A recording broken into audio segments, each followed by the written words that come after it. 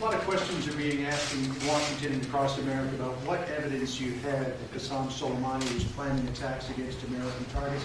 What can you tell us about what you knew prior to ordering the attack? Well, number one, I knew the past. His past was horrible. He was a terrorist. He was so designated by President Obama, as you know, and he wasn't even supposed to be outside of his own country. He was, so right there. But that's, in a way, the least of it. We had an attack very recently that he was in charge of where we had people horribly wounded, one dead. In fact, the number now, as of this morning, I believe is 2 dead, and that was his. He was traveling with the head of Hezbollah. They weren't there to discuss a vacation. They weren't there to go to a nice resort someplace in Baghdad. They were there to discuss bad business. And we saved a lot of lives by terminating his life. A lot of lives have saved. They were planning something, and you're going to be hearing about it, or at least various people in Congress are going to be hearing about it tomorrow. Our Secretary of State covered it very well a little while ago. I saw his news conference, Mike. And if you want to mention a couple of things in addition to what I've just said, but we had tremendous information. We've been following him for a long time, and we followed his path for those 3 days, and they were not good stops. We didn't like where he was stopping. They were not good stops. We saved a lot of lives. Mike? Mr. President, I'd only add we had deep intelligence indicating there was active plotting that put American lives at risk. And I'm confident, I think the President's confident too, that the actions that the President took saved American lives, saved lives of Iraqi Muslims as well.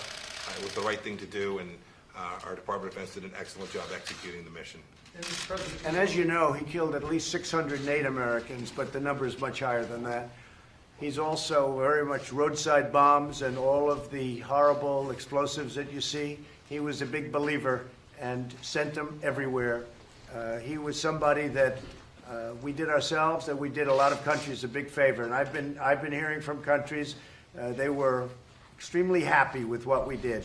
And if you look inside Iran itself, there were plenty of those leaders that were happy because they feared him and didn't like him in many cases. Could you also clear up, Mr. President, whether Iranian cultural sites would be on any future target list? Well, as I said yesterday, it was very interesting. They're allowed to kill our people. They're allowed to maim our people. They're allowed to blow up everything that we have, and there's nothing that stops them. And we are, according to various laws, supposed to be very careful with their cultural heritage. And you know what? If that's what the law is, I like to obey the law. But think of it. They kill our people. They blow up our people. And then we have to be very gentle with their cultural institutions. But I'm okay with it. It's okay with me. I will say this. If Iran does anything that they shouldn't be doing, they're going to be suffering the consequences, and very strongly. Are there any signs of imminent retaliation from the Iranians? Any indications of imminent? Well, don't forget, in our case, it was retaliation because they were there first. They killed, and look, I don't have to talk about him for 18 to 20 years. He was a monster. But just in a very short period of time, 2 people dead, people badly injured, and then before that, there were other attacks. And look at what he was planning. So that'll be discussed tomorrow morning. Right now, it's classified. And that'll be discussed tomorrow with Mike Pompeo and the Joint Chiefs of Staff. And is the U.S. prepared for an Iranian attack? We're prepared. We're totally prepared. And likewise, we're prepared to attack if we have to, as retribution. Mr. President, if Iran's leader said that any response to the Soleimani killing would be, quote, proportional, what would the United States do in the event of any Iranian attack? So, again, John, if you look at what's going on, ours was an attack based on what they did. We weren't the first one out. He killed an American. Now 2 people are dead from the same attack, and some people very badly wounded. And that was one of his smaller endeavors.